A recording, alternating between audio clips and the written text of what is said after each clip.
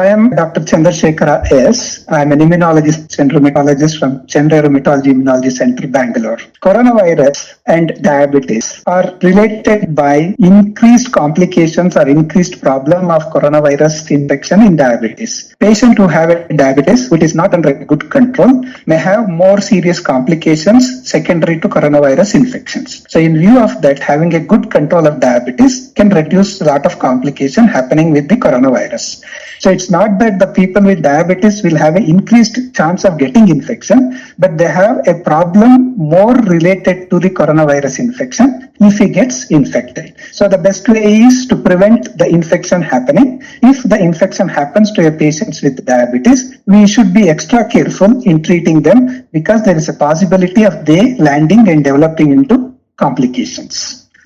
In case, even if you are diabetic or not diabetic, if you develop an infection or if you are worried with some of the symptoms like cough, a little bit feeling breathless, having fever, having been exposed to some individual whom they have been confirmed to have a coronavirus infection, if you suspect, immediately report to the coronavirus centers, COVID centers. They will go through your history and other examinations. And once they feel that you are probably likely to have a coronavirus infection, they will subject you to the blood test and the tests from the nose for the PCR. If it is found positive, it is best for the current interest to quarantine, keep you separately from the general public so that you don't spread the infection to others, because as a human being we have a responsibility of not spreading this infection to others. To yourself, you should have a general good hygiene, maintain yourself. 70 to 90% of the time, patients who are especially younger age group with no much of comorbidity or any other problem, less likely to land up into any of the complications.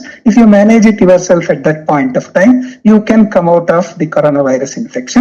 If you have some serious complications, that will be attended by the respective physicians who take care.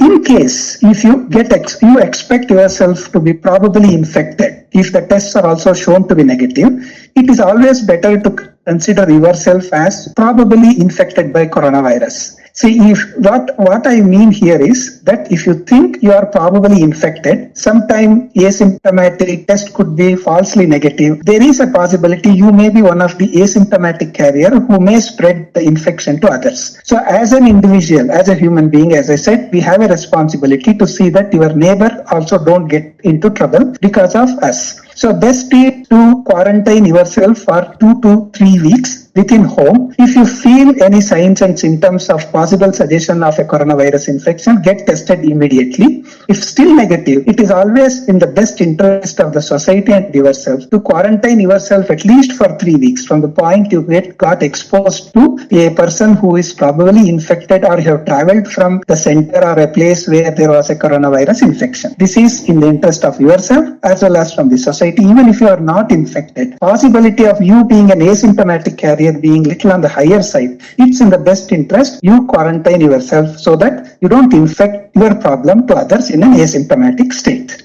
So regarding boosting the immune system, there are a lot of confusion. Eat that, eat this, eat that. There are a lot of advertisements and there are WhatsApp messages which are going on. None of these food or any of this will just alter the immune system. If you are happy, if you are a good exercising person, you are physically fit, most of the time your immune system is in good shape. Being happier, having a good balanced diet, doing regular physical activity within the confinement of the quarantine or within the confinement of the lockdown will keep your immune system in a better shape. Good immune system will fight good with the virus if you by bad luck get infected by that. Elderly and the susceptible population are the one who need to be taken care. As all of you know, the major impact or causing a death or a causing a problem is more with people who are aged above 55 and 60, people who have diabetes, hypertension, kidney disease, or any other problem. So it is best to isolate these people